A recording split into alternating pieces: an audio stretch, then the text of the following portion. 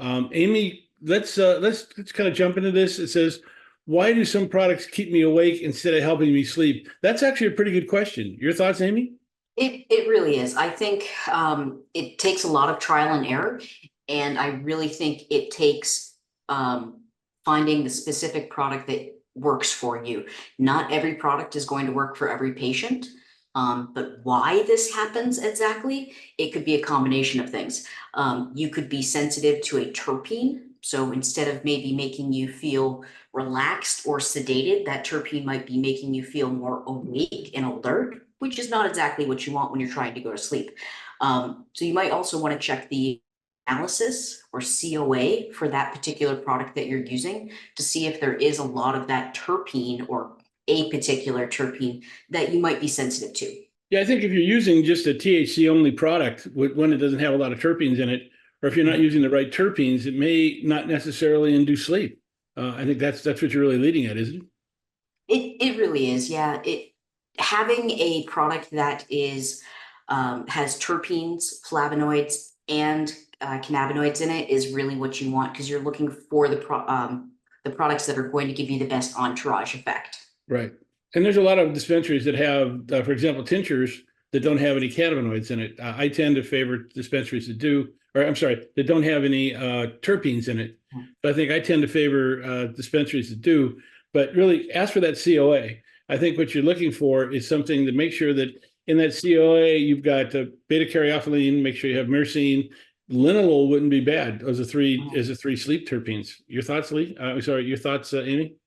I actually totally agree with you. I would definitely look for ones that are high in linalool, and then beta carotene and myrcene. Personally, myrcene is my favorite. That helps me to have a very sedated, tired feeling, which is what Mhm. I need to go to sleep. Yeah, great. Let's jump into the next question. It says, why is it that when I look on Satera's websites, there are zero patches offered? Help.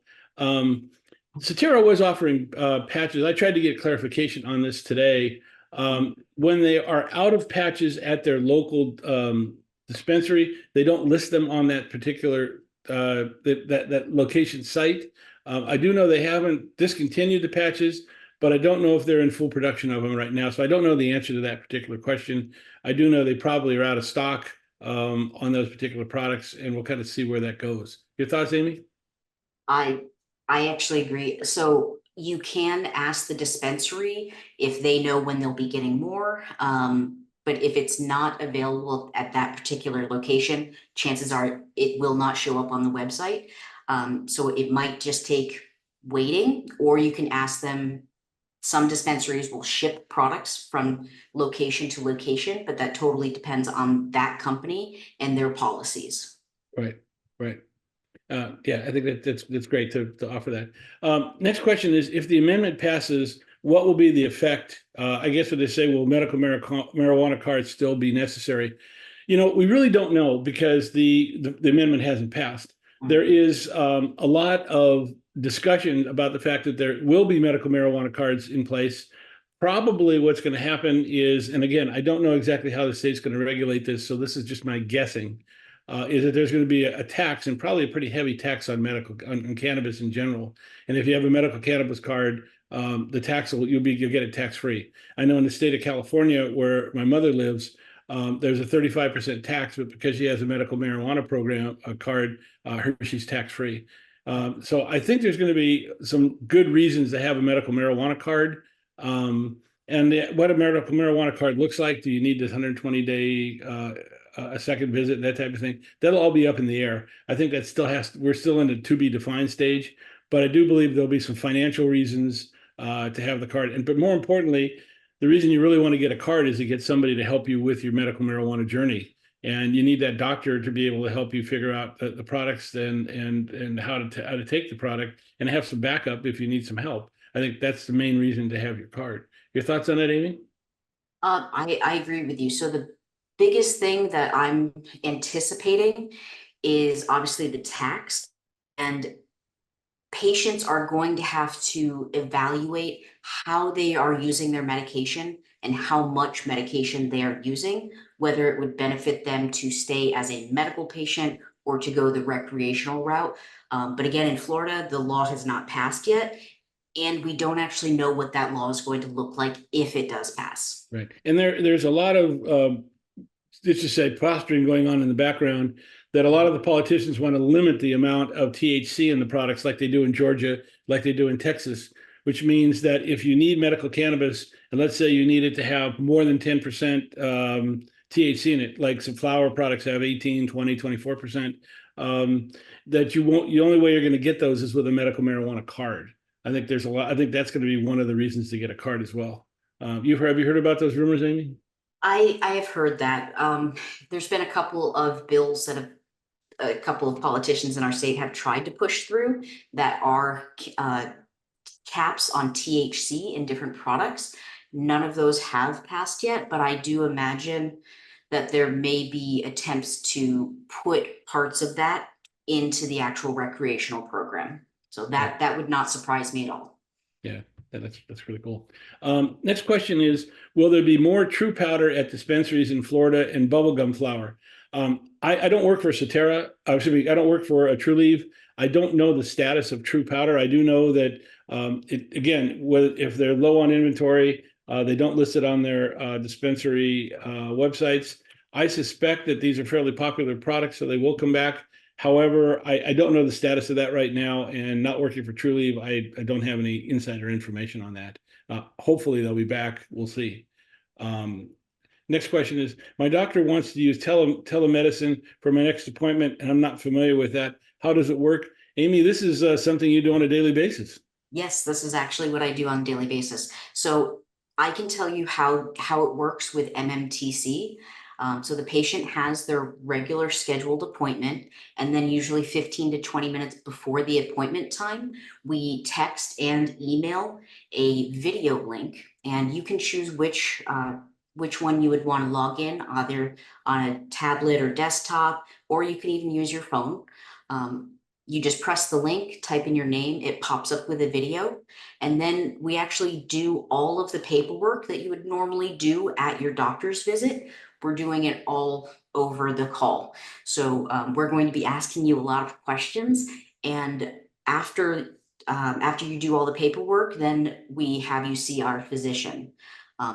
The thing that I've actually found that I really like about telemedicine is I'm getting a chance to talk to patients about how they're using their medication. And it's been really helpful with identifying when somebody to a limit, or if we see that they're using one type of product more than another, and maybe they need us to shift some milligrams around to better meet their needs. So I found it to be really helpful because you're getting a lot more face time with the staff. Now, I think it's important that when you do telemedicine, you don't necessarily need to have a camera, do you? So you don't necessarily need to. We do like to at least try or attempt to do the video call. And then if the connection is bad, if there's any echoing, or if there's a lot of like stuttering in the video, like it's not connecting well, then we'll just go to a phone call. But we do attempt to do the video call. Yeah, it's actually pretty comfortable. I know the first time you do it can be daunting, but the process will walk you through it. So I think that's something that's really important. Don't worry about it. You'll be okay. I've been told that no MMU holder may also hold a concealed weapons and firearms license in Florida. True or false? I think that's false. Your thoughts, Amy? That is 100% false. So our previous agricultural commissioner, Nikki Fried, she was very public about having both a medical marijuana card and a Florida concealed carry weapons card.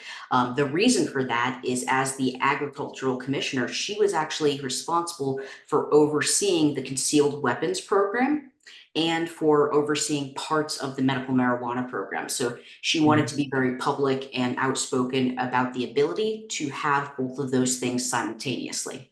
Yeah. Yeah, I think the issue isn't necessarily that you can hold, you can have weapons. I think the issue is more in how do you buy them. And again, this is tied up in this legal dispute that's going on, where the feds have been ordered to dropped the requirement on the federal license, and it's Mhm. in court right now. And so we'll see how that all works out. Okay. Yeah. Let's go to the next question. Can you share information about traveling outside of Florida? I think that much like alcohol, you really can't, alcohol is regulated state by state, so is cannabis. And so really, technically, you can't travel outside of the state of Florida with medical cannabis. Your thoughts, Amy? That is 100% true. So because cannabis is still federally illegal, anytime you cross in from one state to another, you're actually committing a federal act by transporting something from one state to another. So Mhm. if you were to leave the state of Florida and drive to, Alabama or Georgia, both of those states have incredibly strict cannabis laws, and Right. crossed the border, you've now committed a federal offense on top of being in violation of the laws of those states. So your Florida medical marijuana card only applies while you're in the state of Florida. Right. Same thing, you still can't take your medical cannabis on an airplane. Airports are under federal jurisdiction. As soon as you hit TSA, that is federal. Sure. Same thing with taking your cannabis onto a cruise ship. Cruise Mhm. ships are flagged in different countries. They do not follow US laws. They do not follow the laws of Florida. Most cruise ships are being very, very aggressive about literally sniffing out cannabis with drug dogs before people are getting onto the ship. So I do recommend, if you are planning to travel someplace, check out what the cannabis laws are in the place that you are flying to. Say, for example, you're going to Illinois, Colorado, Nevada, any of the recreational states. Leave your cannabis here in Florida, fly to the state that you're going to. If you can purchase recreationally there, purchase recreationally there. Leave that product where you purchased it, fly back home, and now you've used product in another state, but since you left it there, you've not committed any federal crimes. Yeah. And you got to be, and what's interesting is, like, I know when I'm from California, when I go back to visit my mother, I can actually buy products from a dispensary using my Florida medical marijuana card, and they drop the tax. Now that's not reciprocated here in Florida, but it is reciprocated there. So I just thought I would let you know. Oh, Yeah. great. Um, Anyway, let's go uh, to the next question. It says, I live in a different state with a valid medical card. Can I purchase in Florida? I have family there and would like to visit more. Florida doesn't have reciprocity on cards outside of the state of Florida. So the answer is you'd have to get a Florida medical marijuana card mhm. here in order for you to be able to purchase here. Yes.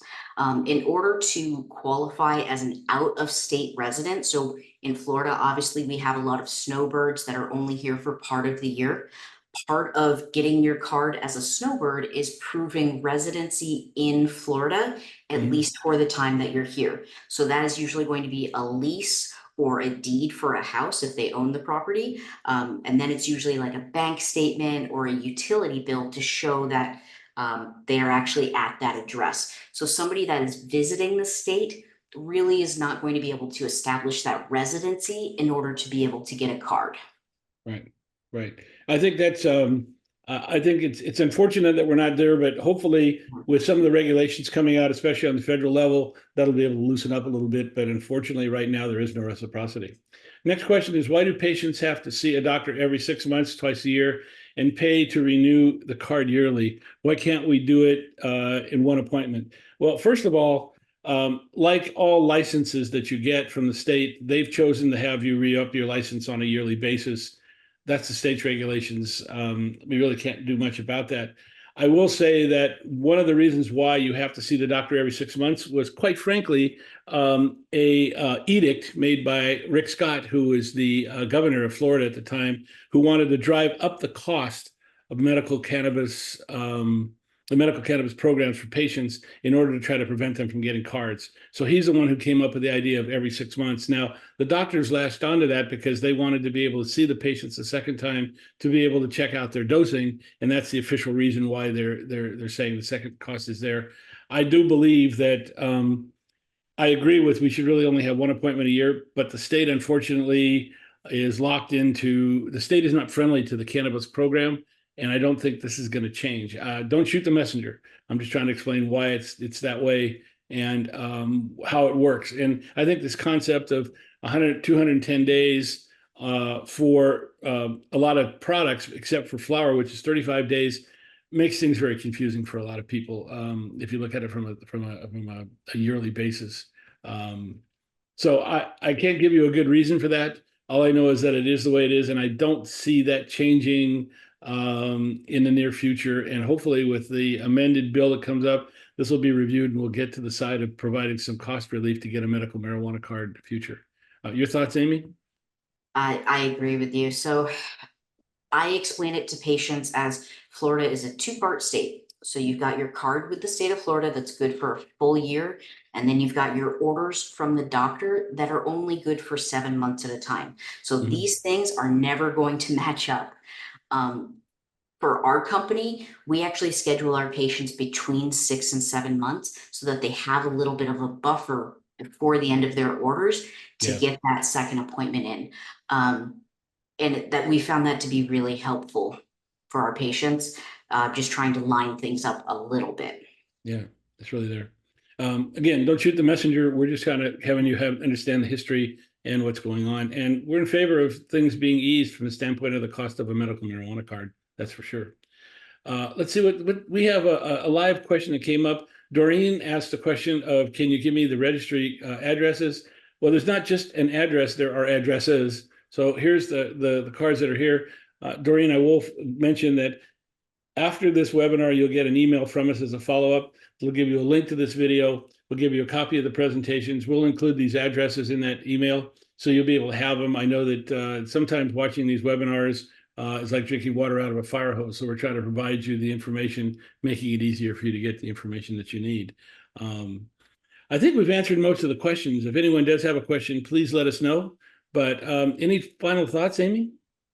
Yeah, so I think I covered most of the safety things as far as legality that I really like to cover with newer patients. The one thing I will add is if a person does have a Florida medical marijuana card, anytime they are transporting medical cannabis in a vehicle, that medical cannabis needs to be in the original packaging from the dispensary. So it's not just about the sticker, because the sticker is on the original packaging, but it's about having that sticker on the original packaging. The other part of that, if any of the packaging is opened, so say that you are going to the beach for the weekend and you're taking a pack of gummies with you that are already opened, any opened packaging needs to be out of reach of the driver and ideally in the trunk. The reason is that you are making the product in a not usable form. So make sure that you're as safe as possible and doing your due diligence to make sure that you're as safe as possible. Yeah. And this is very much like alcohol. You know, you got to have an open bottle is not something that's cool to have inside a car. So it's not really that radically different, but I think it's very similar to that. Amy, we're going to wrap it up now, but tell me an interesting anomaly that somebody should pay attention to if they get into their medical cannabis journey. I know that one of the main things that you stress quite a bit is making sure your dosing is right and making sure the terpenes are right. Is that correct? That's right. Yeah.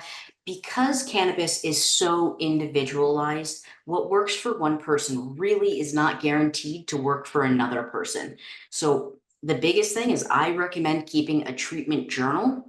That's going to help you keep track of what is an effective dose for you, but also how often you might have to take a dose to meet your personal needs. And then you can also evaluate with that journal, like, was this effective? Did it give me the results that I was looking for?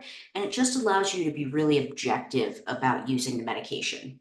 Sure. Now, you at MMTC, you have a patient information brochure, and in that patient information brochure is a form to help people with their dosing, but also the patient information form is available online, not only on the MMTC website, which is mmtcfl.com, but also on the website for this particular webinar series, Marijuana Aware. You'll find that form is available that you can take, or that patient information brochure is there that you can take a look at, which I think is an important, very important vehicle to really help you understand how cannabis is affecting you. What are the factors? Everybody's metabolism is different. So really getting the most out of your product. And by the way, sometimes you learn that you may be taking too much. You know, you can take less product, get the same results, it saves you money.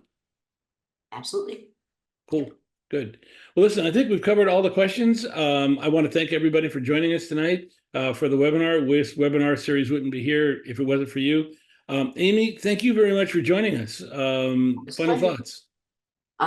Again, I always recommend using a treatment journal.